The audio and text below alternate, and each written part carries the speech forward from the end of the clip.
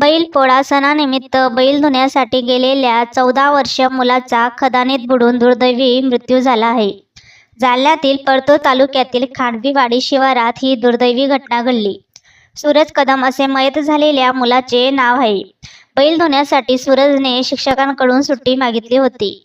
मात्र शाळा सोडून बैल धुण्यासाठी जाण्यास शिक्षकांनी परवानगी दिली नाही.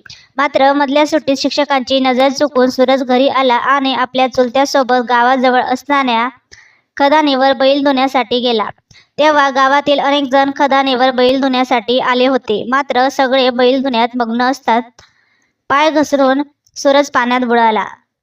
जवळ असलेल्या ग्रामस्थांनी त्याला पाण्यातून बाहेर काढले आणि तातडीने रुग्णालयात दाखल केले. मात्र डॉक्टरांनी सूरजला तपासून मृत घोषित केले.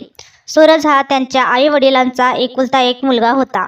त्याच्या अचानक पाण्यात बुडून दुर्दैवी मृत्यू झाल्याने सूरजच्या कुटुंबियांवर दुःखाचा डोंगर कोसळला आहे. सूरजच्या पश्चात आई-वडील आणि एक लहान बहीण असा परिवार आहे. दरम्यान पोळा सणाच्या दिवशीच पूर्वसंध्येलाच ही घटना घडल्याने खांडवी गावावर शोककळा पसरली आहे.